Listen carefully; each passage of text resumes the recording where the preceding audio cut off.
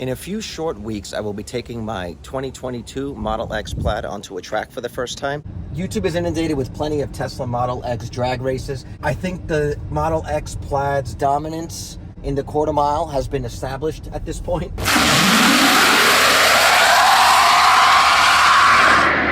Wow, 9.7. But what I haven't seen is any videos of this car on a track. That means hard acceleration, hard deceleration, really sharp turns, essentially continual abuse of all the major systems, from acceleration to braking to suspension, handling, steering, the whole thing.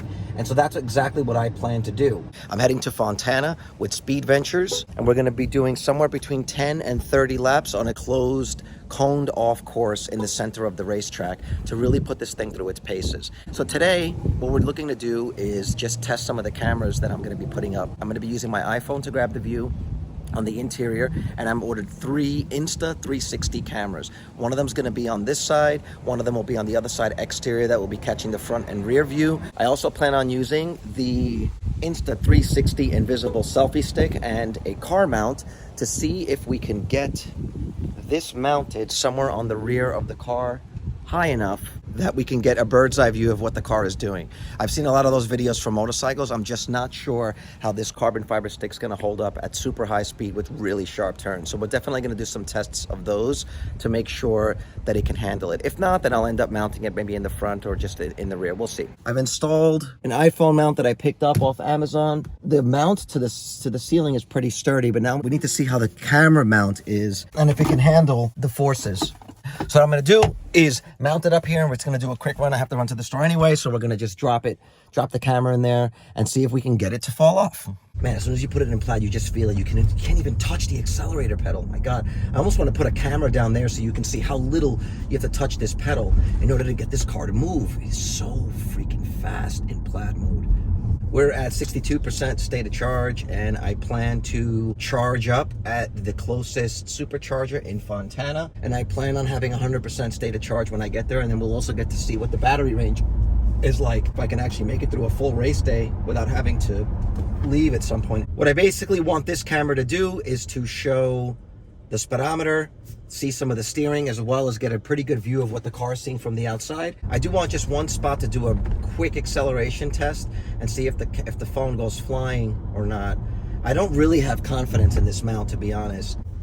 So here we go. We turn and punch it.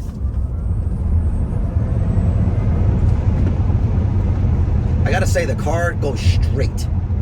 I expected it to pull a little bit more. Here we go, some braking. 2-0. I've been driving this car now for a few months, and that acceleration, you just never get used to it. It just always sort of takes your breath away.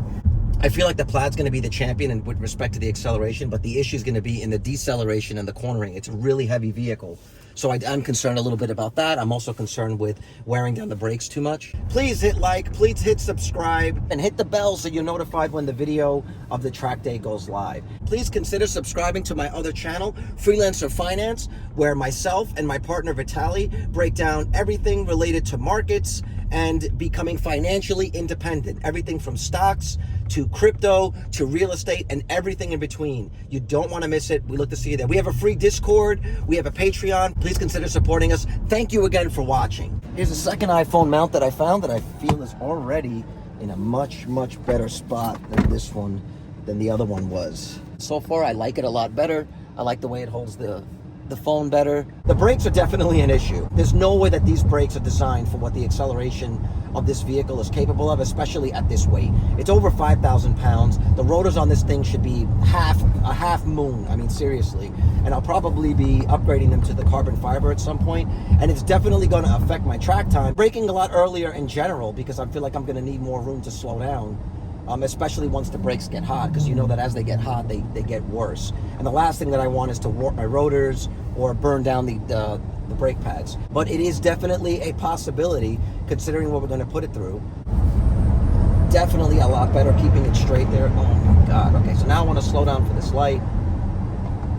Regenerative braking is kind of useless at that speed. I mean, it's definitely working. I can see it lit up, but at that speed with this much weight, I think that regenerative braking is not really going to contribute much to the stopping power.